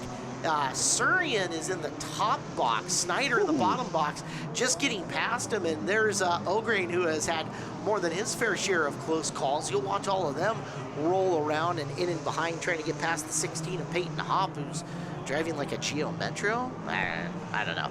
Your race leader is Matt Somerville. They're too wide in front of him. He's looking for clean path to get by Nicole Funden. He'll finally do it, as he's once again up on the 195 of Devin Jenkins. Or sorry, which Jenkins is that? 85 of Hunter Jenkins, sorry. Yeah, there's so many. Too many to count. As Cody Weldon coming back into our screen. Do it. Always exciting, bright blue and yellow car. It's not what the drivers like to see, but fans gotta love them, right? I really need him to print a t-shirt. I would buy it. I would so support that. You would have to sell a ton of t-shirts. He's gonna squeak through the intersection there side by side with your race leader. As also side by side right in front of your race leader, not what Somerville wants to see, as Cody Hoops now has crept up in the second place. Damon Claiborne, after that early incident, is third. Got about a little under a half-track lead here for Somerville, but as we've seen in Stinger 8 racing, that can change in an instant. So we'll see how long the 21 Somerville is able to hang on here. Just 7 laps to go, coming up on 6, so time is clicking away pretty quick here with these guys. We had 15 these guys start the race, guys and gals start this race, and it's going by very quickly. They've done a phenomenal job keeping the wheels going in the right direction. And I should correct myself, Renders did end up out on that field. He just didn't end up in the starting spot that I believe that he was going to be in. Here's Claiborne. He is in the green and blue, like almost Sounders colors, green and blue with neon underneath the car, and he's up on the back of the white and red with blue number 10 of Hoops. That is second and third. battling in the late going, and Hoops hoping not to have flashbacks of week number 1 where Claiborne got him. Look out. Somerville. Yeah, that was second and third, I believe he was weaving by as they came in and through. So, I mean, Hoops and Claiborne trying to create their own luck to a certain extent. Yeah, I don't care what Lightning McQueen has to say. I think lights belong on race cars because the track may always be lit, but I mean, how cool is that car right there, David Claiborne? Which was the Lightning McQueen? That's one of them cartoon things.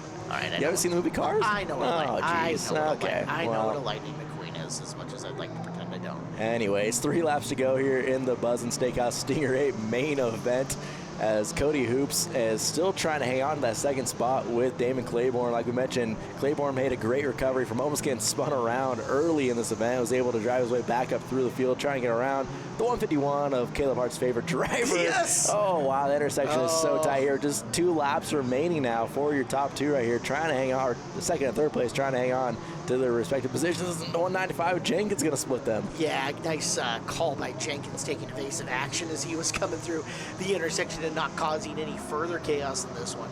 Your race leader, Matt Somerville, it's the white with white number 21. The guy center screen right now escapes second and third coming by as he is on his fight. He's got one more pass to make, one more intersection, and he's going to check up a little, make his way through safely, and hopefully roll her right onto the trailer, as well as take a big trophy with him. Checkered flag is out. The Buzzing Steakhouse Stinger 8A main event goes to Somerville. There's second, Hoops. There is third, David Claiborne. Fun Stinger 8A main. And let's talk to your top 3 and hear what they all had to say about it. Well, the only real difference between when we last spoke is it's nighttime now. Driving the number 43, 2 third places. How you feeling? I would have rather they were 2 first places, to be honest with you. But can't complain. Up on the podium twice in one night in 2 different classes is a pretty cool achievement.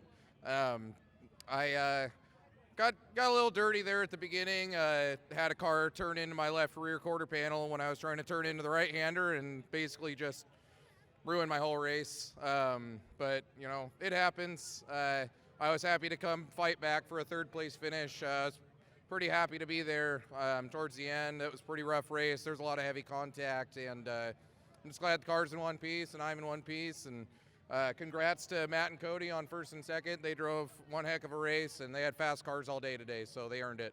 Who would you like to thank for tonight? I'd like to thank Kia of Everett getting me out here on the weekends and helping me out during the week. If you're looking for a car or just need your vehicle service, please come check us out. Brandy Hood Promotions does all my GoPro and all my vinyl on the car.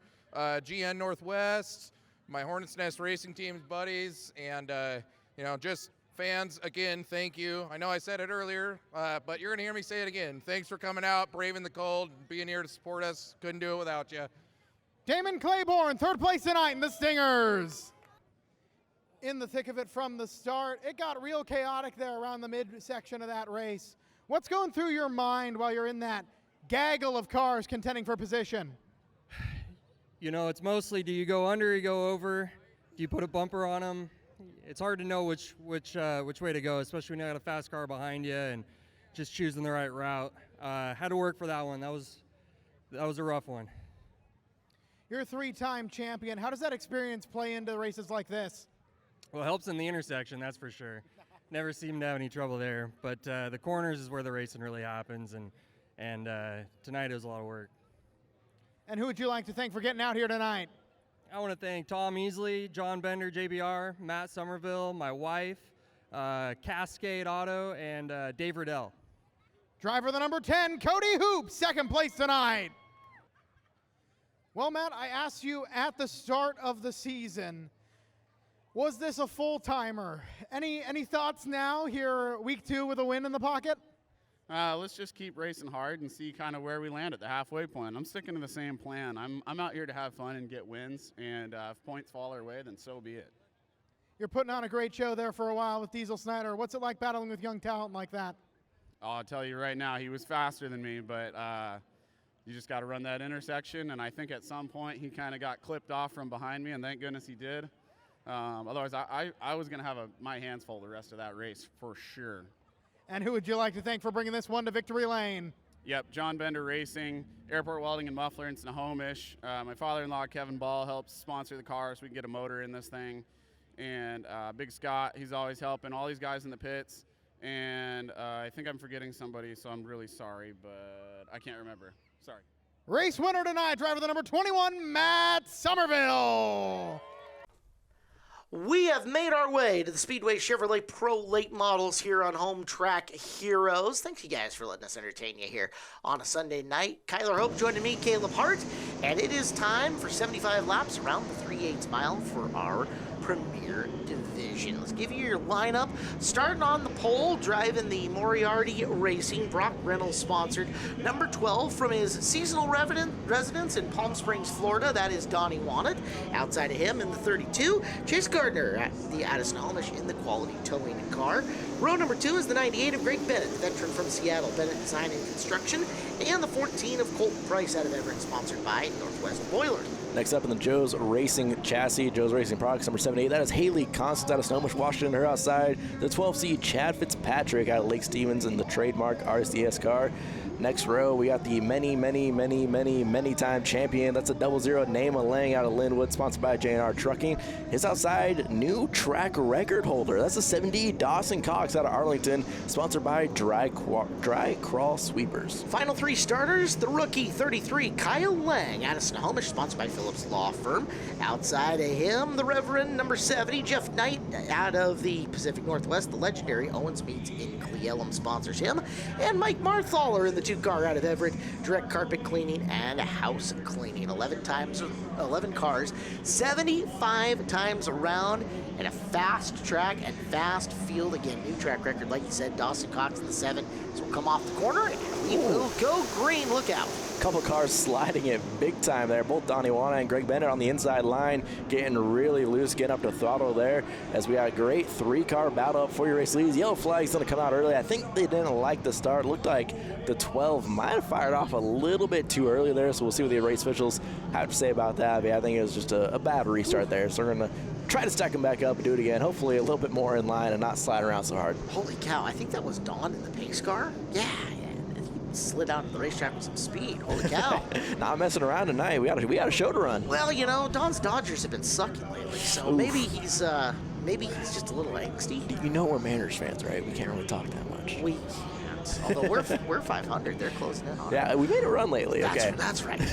So we'll give it a second try. Yep. We should thank, by the way, All Ply Roofing. They have sponsored our show all year long here on Home Track Heroes. It is the 12 of Wanted. Again, he is running the Moriarty car, and he will be in that car for the rest of the year, we understand. Oh, wow. So, yep, Trenton is working on some things, and hopefully he starts feeling better. But him and Tom gonna wrench on the race car, and Wanted is close with those guys. Donnie's got quite the resume of his own, full classic winner amongst other things. Yeah, that's what I was about to say. I was like, if you're gonna have a fill-in driver for the year, there's not many other people you'd put ahead of Donnie Wan if that's your list. Week 1 was Jesse Jensen, so you had a pretty ample substitute there too. So, and you know this about Jesse, every car he touches goes fast. Exactly, yeah. Much better looking start here as we go down into turn number 1. A little bit of contact there on the outside line. They're going to stack up a little bit. Looks like the 7 got sideways, and he did. Dawson Cox, your new quick time holder, and the young rookie in his first year in late models. That's Kyle Lang in the 33, going to get collected. Can't see how bad that right side damage to Lang as he's trying to get it fired up through the grass there. So we'll get a look at the replay here. Looks like the outside line just got stacked up when Gardner got a little bit loose. Oof. Yeah, Cox gets loose. He gets a bit of the front end of the 70 of Knight, and that ends up in chain reaction. Let's get a look at it from Dawson's point of view. Remember that hood bubbling that I was telling you about earlier on the Claiborne car? Well, there's the effects. It was happening before he got wadded up. Let's watch it again. Here's young Kyle Lang here as, the 7 just gets turned on his outside and absolutely nowhere for Kyle to go. He's all the way hugging the bottom line there. So tough break there for the young rookie. I mean, we saw Kyle do phenomenal things in the Legend car, so it's awesome seeing him make that next step up. I mean, he's very well deserving. A lot of drivers that cut their teeth, Legends are deserving of moving up. But Kyle, especially over the last few years, has proven himself. He's got a really bright future. Unfortunately, tonight he's not going to get any additional seat time on that one. As some nights you go 75 and you're competitive and racing the whole way. And sometimes bad things happen and you end up in the dirt. Turn number 2 and don't make a single lap. Yeah, we just saw the 7D Dawson Cox come flying out of pit road here, going to retake the end of the field. So he's able to continue on. So we have a 10-car field here now for 75 laps here in the Speedway Chevrolet Pro Late Models. 3rd time's a charm, right, Caleb? Sure, I believe you. to the inside. Won it off and again into the early race lead. There's Bennett sneaking up on the inside. Gardner on the outside, though, driving around him. He'll take second. Third contested between Bennett and Colton Price, trying to work his way around the outside of the Speedway and have that podium spot early. Yeah, Colton Price really pushing hard on that outside line. We saw him get in the back bumper again of Gardner on that opening lap. We're going to go quad box again here with all these drivers battling for that second, third, fourth, fifth position here. Chad Fitzpatrick just sitting behind them all. He's going to just kind of ride it out right here. You know, he knows early in the race Chad's a very intelligent driver, so he's just going to look to the outside line here, try to follow Colton Price here, see if he can pick up a few spots. Maybe he thinks he's a little bit stronger than that 32. Gardner on the inside is able to dive it deep down at turn number 3. Maybe he's not holding up at all. He's pushing hard right here. Is in that 12C machine down on the bottom right. Well, I'll tell you what, Fitzpatrick, since he ended up getting that new race car, I'm going to say about a third of the way into the year last year, it's a newer Hamke than what he'd been running before. That life has been breathed into that program. He has been really quick. He's already third and hunting Colton Price up in the front of the field. Meanwhile, Nama Lang going back to the 00, by the way. It's not the 18 car. Driving around the outside of Bennett. He has got a really potent hot rod. You talk about guys who have made some hay on the outside. Nama Lang's passed a lot of guys up there, and he's looking good early. Yeah, it's nice being able to call him the 00 hero again. You know, it's one of the long-time evergreen classic drivers that's going to easily be one of the most, probably one of the top 10, top 5 drivers in evergreen history. I mean, how can you just, not love Nama Lang and all the history he carries? A surefire Hall of Famer at this point in time. As you look, pass for second, big move Fitzpatrick as he's going to go to the inside and shuffle Colton Price back a spot.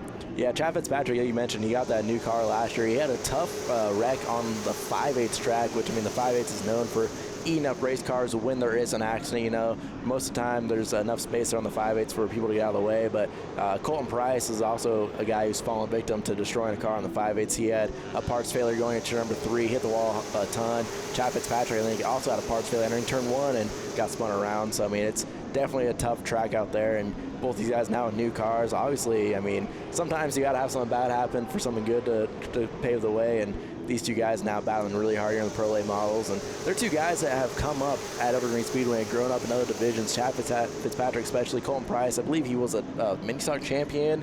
Chad Fitzpatrick has a few championships as well. He ran street stocks. He's ran Stinger 8s. He's ran Hornets. Chad's run about everything here. Same with Chase Gardner. Almost this entire field is drivers that work their way up through, like you mentioned earlier, Haley Constance with the Youth Hornets. We talked about Kyle Lang and the Legends, Mike Marthaler, and the Street Stocks. All these guys and gals that put their work in here at Evergreen Speedway and the other divisions and now work their way up here to our premier Pro Late Model division. We are 11 laps into the 75-lap feature, and we're kind of watching two different things develop. Chad Fitzpatrick up front, the 12 is running down the other 12 of Donnie Wanted, and here comes Nama Lang. Lang right now in 4th, looking at 3rd, working on the back of Colton Price for that position. And one thing to mention as well, Kyler, we talked about it a lot on the opening week show. Drivers are on a new tire this year. Gone is the new 70, back is the slick. And I think you can see that big extensive notebook that Nama Lang has on racing on slicks in a lot of places in the Northwest, and Evergreen Speedway is paying off early for him because, man, is he lightning fast. Exactly, yeah, and the driver that he's hunting down right now, Colton Price, has limited starts on a slick tire. He's done a few super late model races here over the years.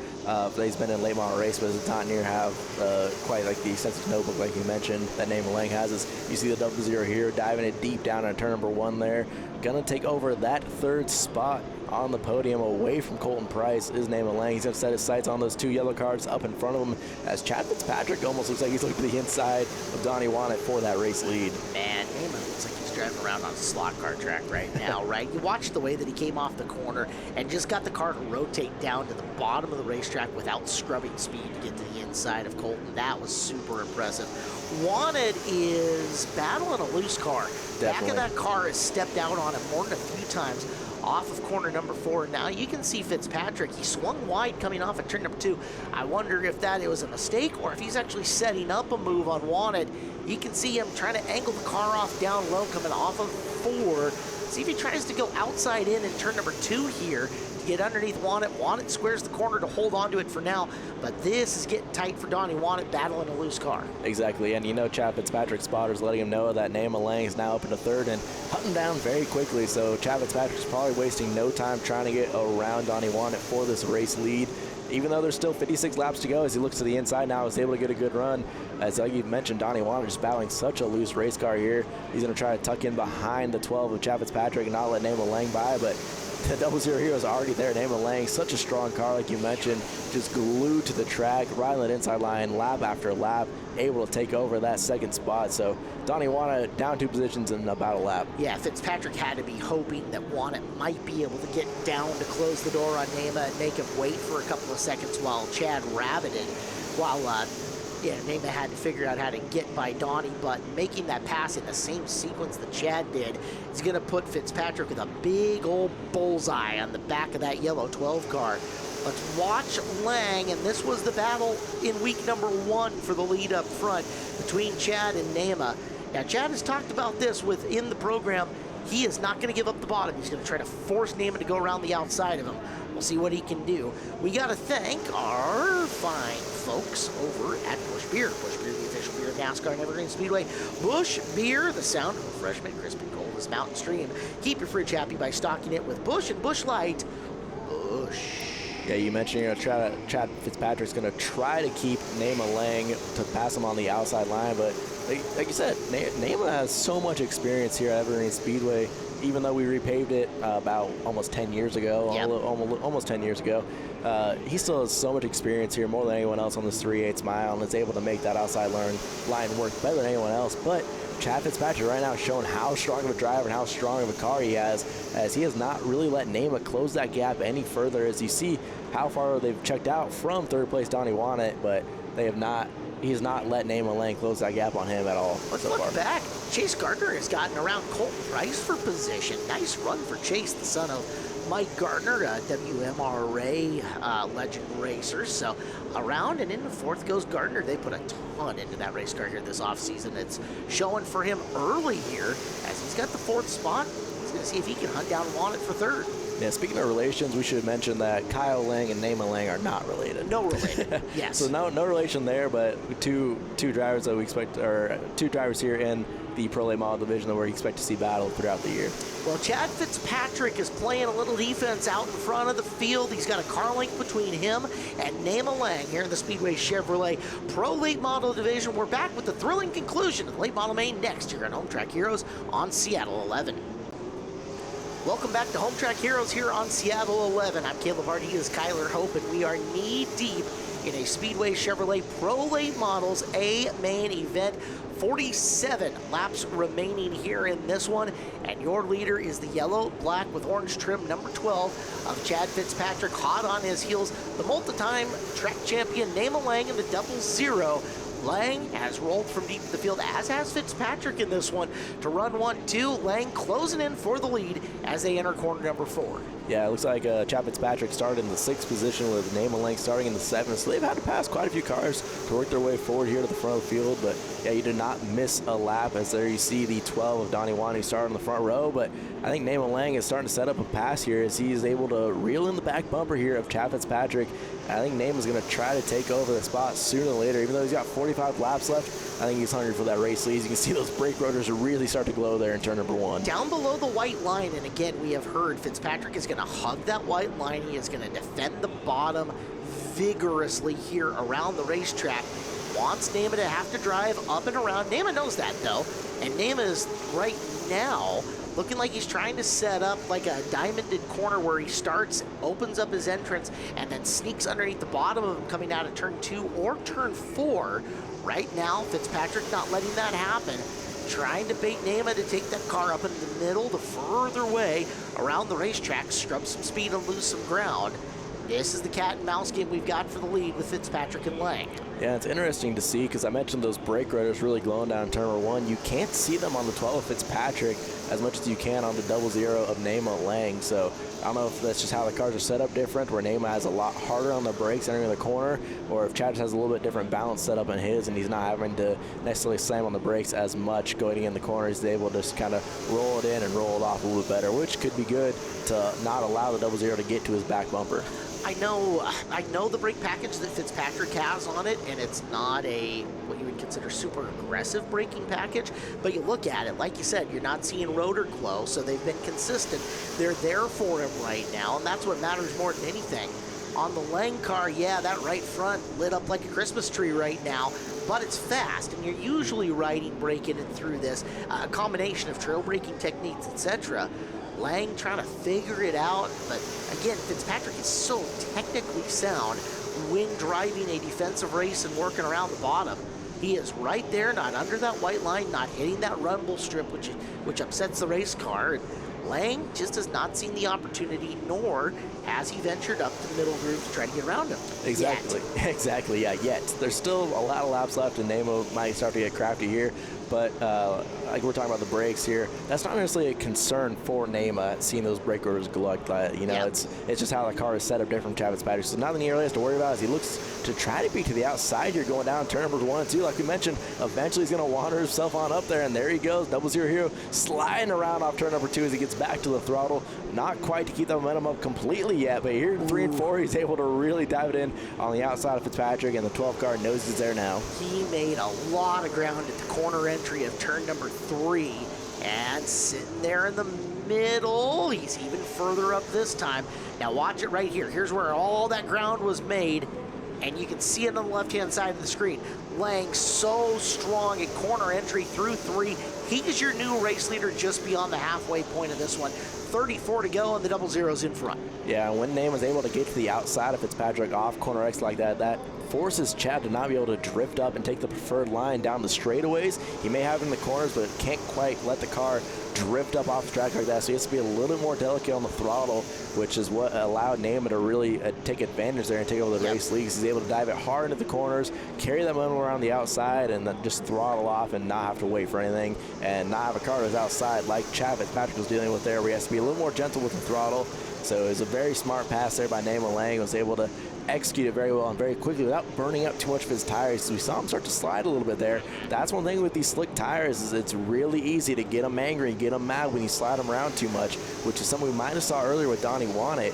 So Nema Lang did a great job here on Chad Fitzpatrick right there. We don't, in the bottom and middle of our racetrack here on the 3/8, have an abundance of banking in the track. We're semi-banked, you know, we're not flat, but when Nema gets to the outside of Chad, like you said, Chad's not able to drift it up on the straightaway. He's having to take a flatter entrance into corner number 3 and into corner number 1, which, like you said on the throttle, he can't be mashed all the way down. He's got to be lifting a little bit sooner to get that car around. Cost him the momentum. Nema drives up and around, and hey, there you go. That's how. That's the diagnosis of the pass. And you come in here at Evergreen Speedway and watching Nema. Now he gets to run his preferred line, where he can take the car up a little bit higher, bring it down, and he's opened up some gap. Exactly, yeah, and Nema's car might be set up for a little bit longer of a run. So if we get a caution here in the next 10 laps or so, that could be exactly what he does not want to see, because Chad Fitzpatrick could fire off a little bit quicker on a restart, and you have that outside line to maybe try to pinch Nema down a little bit. So a caution here would really mess up the strategy here that Nema Lang has played out so far. So far, it's going sound plan, but one caution, one yellow flag, that's all it would take to mess up Nema's plan here. Hey, kudos to our drivers tonight. You know, on the circle track side of it, we have seen very few race stoppages altogether, and in the figure 8 as well. So all these guys and girls, great job tonight for a clean night of racing here at Evergreen Speedway on RevUp Energy Night. Very cool deal for them. Getting a look, Colton Price, Haley Constance, they are doing battle for 5th right now. You mentioned the Joe's Chassis late model, as we are about 2/3 of the race down. And Haley trying to find her way past Colton, who's been very, very strong since moving up from mini stocks a few years back. Colton 14, Constance in the 78 in what is week number 3 total on the race car. They took her off to Tri-Cities the off week and gave the app a little action. So So Constance battling with Price, and that is for 5th as we're down to 24 to go. Yeah, the Joe's Racing Products has done a lot of work here in the offseason. Not only do they have their own late model chassis now, they also have a micro chassis that they debuted down at the Tulsa Shootout and now have been racing up at Deming Speedway.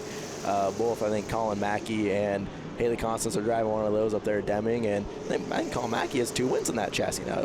I know those guys. They've had a good start to the year. We need to thank All Ply Roofing. They are the guys who bring you home track heroes here week in and week out on Seattle 11. Is your roof keeping up with all the weather Western Washington has to dish out? Call All Ply Roofing for a free estimate at allplyroofing.com. Your residential and commercial roofing team, that is All Ply Roofing. Talking about weather up here in the Northwest, I think I officially have now can check off Midwesterner in my category because I had the tornado sirens go off for the first time here a few weeks ago. Wow. I looked outside and there was no wind, so I was a little confused by that. It wasn't just a test day either, so yeah, tornado sirens for me the first time. This was pretty interesting, but yeah, All Ply Roofing, we definitely would need them out there in the Midwest if that ever started to pick up there. As we see a pass here, Haley Constance able to get around Colton Price in the 14.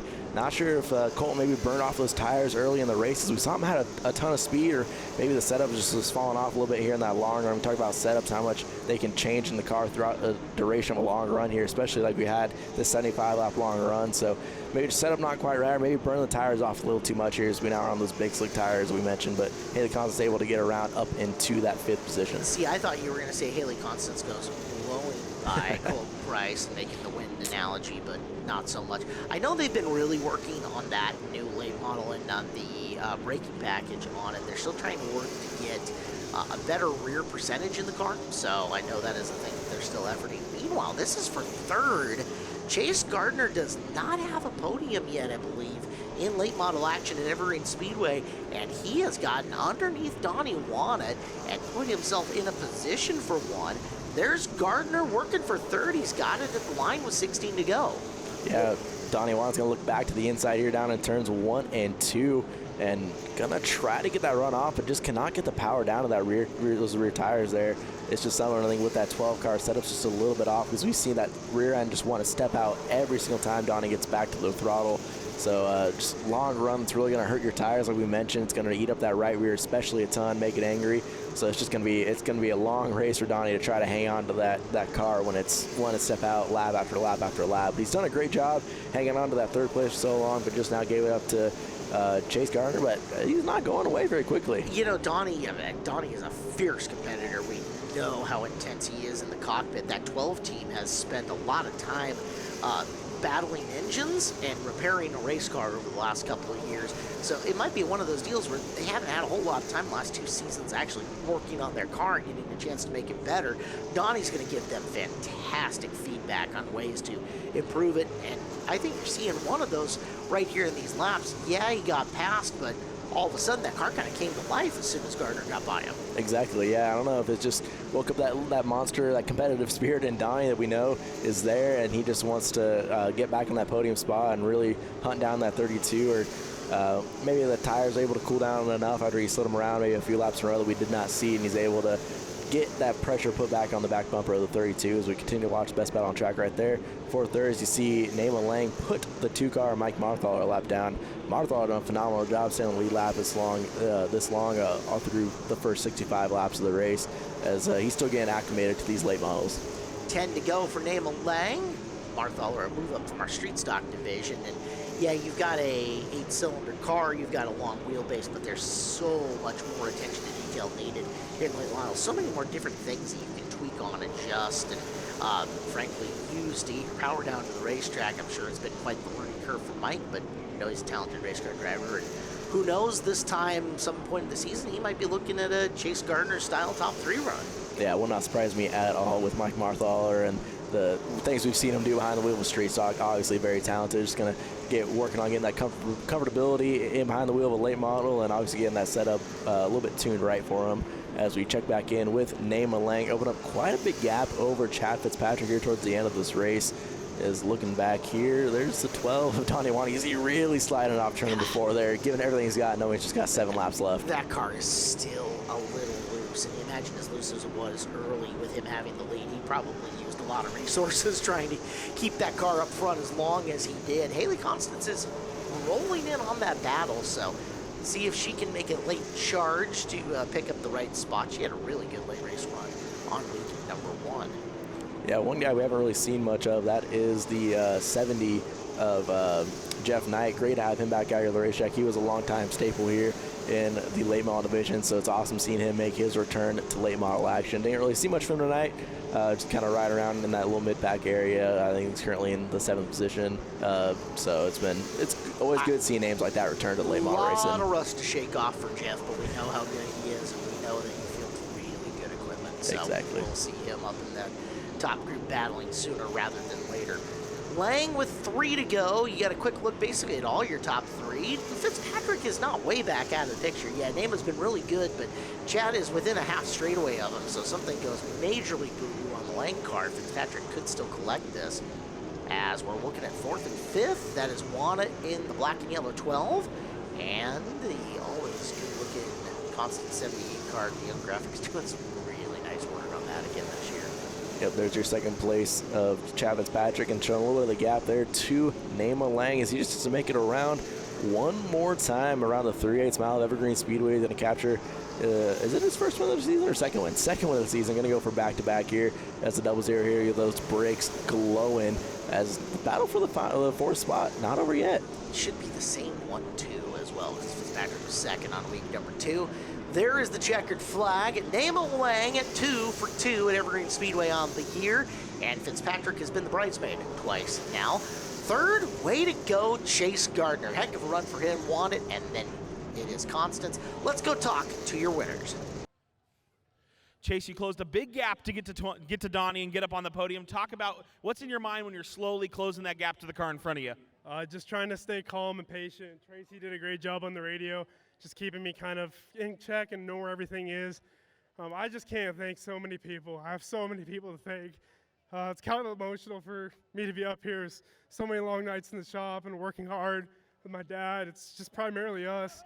JJ Hamilton helped so much. Trim, Tom Moriarty, so many people.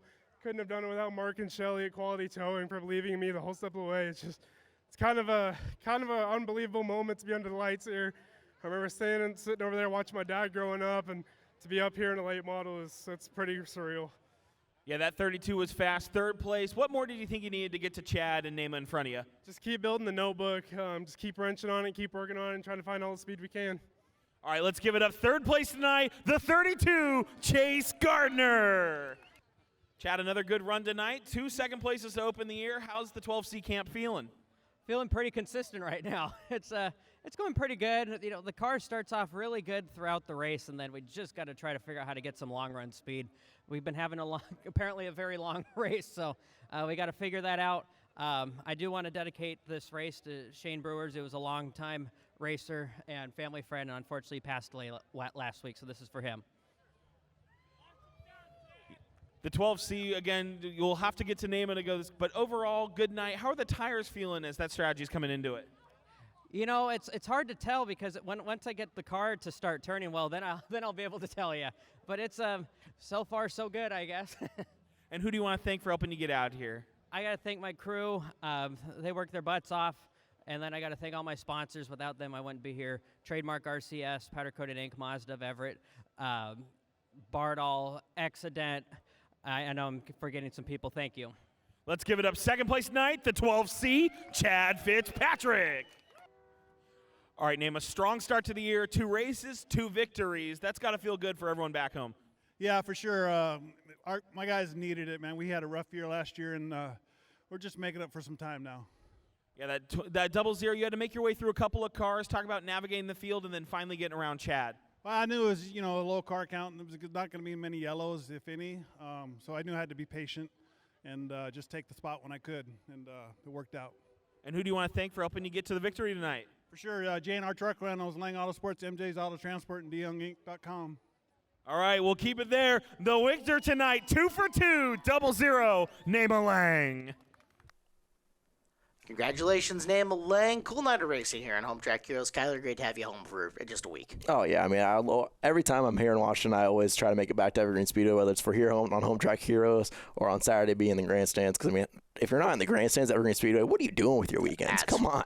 Go have fun out there. Tell Dale Jr. I said hi. Coming up next week here on the show, DriftCon. Ben White will be in the house. Should be a bunch of fun for you drift fans. If you haven't watched drifting, it is a great show. So be here next week at 5 o'clock. Next time you can come to Evergreen Speedway live. We've got 2 divisions of figure eights, the Outlaws and the Super Stocks, Legends mini stocks, as well as Hornets. It is Salute to Cities night for the first time. If you live in Index, Gold Bar, Sultan, Snohomish, or Marysville, come on out. I think you get, discounted admission? Free admission, one or the other, free admission. So come on out and see us. We'll be here at Evergreen Speedway Saturday the 26th. Hey, big thank you to Emily for running the board, Derek on production. He's Kyler Hope. I'm Caleb Hart. Good night. We'll see you next Sunday here on Home Track Heroes on Seattle 11. Thanks for watching Evergreen Speedway's Home Track Heroes on Seattle 11. Join us next week for more great racing from Evergreen Speedway.